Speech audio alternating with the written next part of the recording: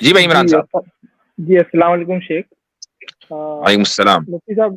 مفتی صاحب میرا سوال یہ کہ یہ الولا والبرا کیا ہے؟ میں نے کوئی بڑے عالم سے سنا پاکستان کے، وہ کہہ رہے تھے کہ سارے کافروں سے نفرت کرنا، اور تو یہ سب کیا ہے؟ مطلب اسلام میں ہے کیا ایسا کچھ؟ نہیں دیکھیں، کافروں سے نفرت کرنا یہ اسلام کی تعلیم نہیں ہے. ہاں، کفر سے، شرک سے ہم نفرت کرتے ہیں. ہمیں نظریہ قابل قبول کبھی نہیں ہو سکتا، لیکن اگر کوئی انسان اپنی جہالت کی وجہ سے ایک غلط نظریے کو اپنائے ہوئے ہے تو ہم اس انسان سے نفرت نہیں کرتے. یہ جو ہم اس کو دین کی دعوت دیتے ہیں، یہ اس سے نفرت میں نہیں، اس کی محبت میں جا کر دیتے ہیں.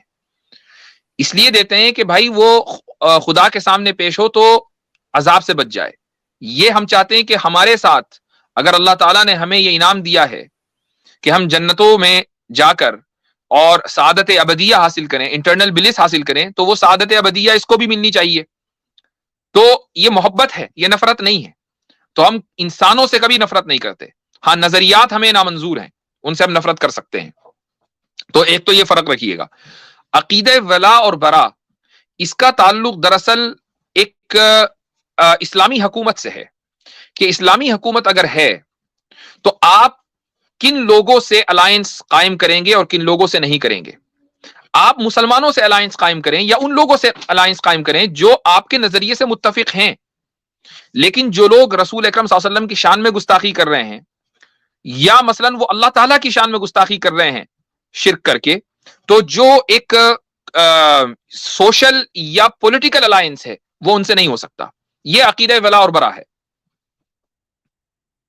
ٹھیک ہے بھائی؟ جی تو شیخ اتنے سارے پھر اسکالر کا کچھ بیان مطلب آتا رہتا ہے کہ غیر مسلمان کو بھائی بھی نہیں بلانا، یہ سب مطلب یہ سب ریسپیکٹڈ اسکالرس ہیں، تو یہ سب کیسے سمجھیں ان سب چیزوں کو؟ اب دیکھیں، بہت سے لوگ جو ہیں وہ ہر ایک کا اپنا ایک الگ مزاج ہوتا ہے، اور اس مزاج کی وجہ سے بہت سی باتیں اس طرح نکل جاتی ہیں. وہ ان کی اپنی سمجھ ہے. آپ ہمارے پاس آئے ہیں، ہم تو اپنی بات کر سکتے ہیں اور ان لوگوں کی بات کر سکتے ہیں جن سے ہم نے علم حاصل کیا ہے. اب ہم ہر ایک کی تو ذمہ داری نہیں لے سکتے. مجھے معلوم ہے کہ ابھی ایک ویڈیو آج کل بہت فلوٹ کر رہی ہے سوشل میڈیا پر، اور اس میں وہ یہ کہہ رہے ہیں کہ کافروں سے اتنا ہی تعلق رکھو جتنا آدمی باتھ روم میں مجبوری میں جاتا ہے.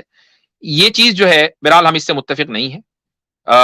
ہم اس کو جو ہے تسلیم نہیں کرتے ہیں. اگر اس طرح کی کوئی بات جو ہے چل رہی ہے سوشل میڈیا کے اوپر، اور چل رہی ہے، میں نے دیکھی ہے، تو یہ قرآن کا نقطہ نظر نہیں ہے.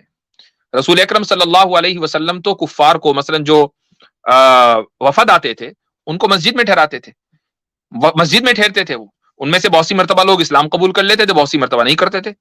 اب آپ یہ دیکھیے کہ وہ جو پچھلے ہفتے ڈیبیٹ ہوئی تھی، اس میں ایک حدیث آئی تھی جو سمامہ ابن اسال رضی اللہ عنہ کی حدیث تھی.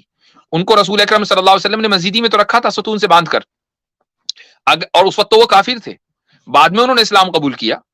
اگر ایک کافر اتنا زیادہ برا ہے کہ جتنا کہ باتھ روم کی گندگی، تو اس کو تو مسجد میں نہیں لانا چاہیے نا. رسول اکرم صلی اللہ علیہ وسلم تو ان کو مسجد میں لے کر آئے.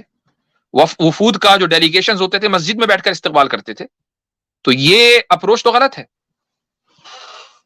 تو مفتی صاحب بیسیکلی ہوتا کیا ہے کہ یہ لوگ مطلب کوٹ کرتے ہیں بہت سارے سلف کا اوپینین، جو کہ دیکھنے پہ بہت ہارش لگتا ہے کہ اہل بدعت کے ساتھ ایسا کرنا، ویسا ٹریٹ کرنا، سلام کا جواب نہیں دینا، بات بھی نہیں کرنا، ان کے ساتھ بیٹھنا بھی نہیں. تو یہ سب میں چیزیں وہ آپ کو اس کیسے کی مثال سمجھیں؟ دیتا ہوں عمران بھائی، میں اس کی آپ کو مثال دیتا ہوں.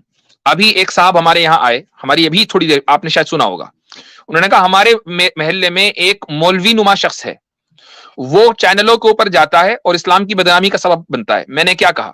میں نے یہ کہا کہ اس کا بائیکاٹ کرنا چاہیے. اب آپ میرے اس جملے کو مان لیجئے کل کو جا کر کوئی یہ کہے کہ بھائی مفتی یاسر نے تو فتویٰ دیا تھا کہ ایسے تمام لوگوں کا بائیکاٹ ہونا چاہیے، اور پھر اس فتوے کو آپ اپنے اعتبار سے اس کو اپلیکیشن کرنے دینے لگے، حالانکہ وہ ایک پرٹیکولر سینیریو میں ہے. تو یہ غلط ہوگا. میں ہی بیٹھ کر یہ کہہ رہا ہوں کہ ہم کفار کو، ہم انسان کو غلط نہیں سمجھتے، ہم اس کے نظریے کو غلط سمجھتے ہیں. میں یہی بیٹھ کر کہہ رہا ہوں.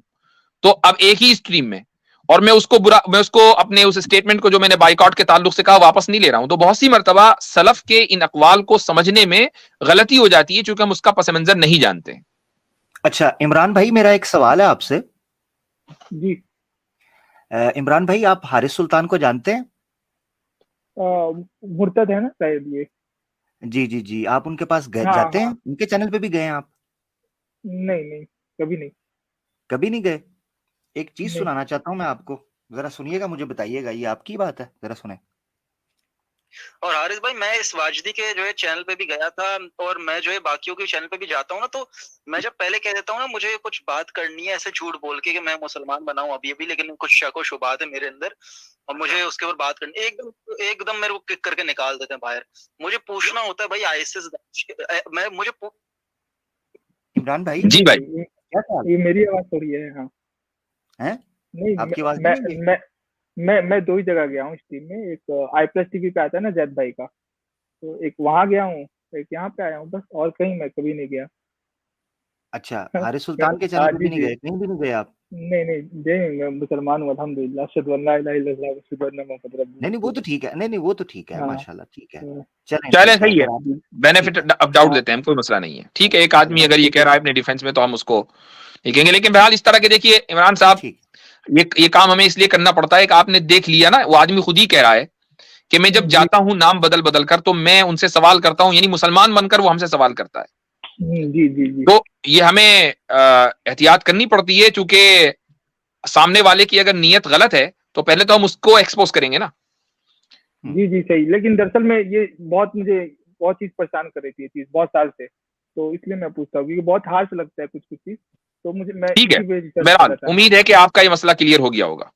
جی صحیح۔ چلیں، ٹھیک۔ شکریہ بہت بہت۔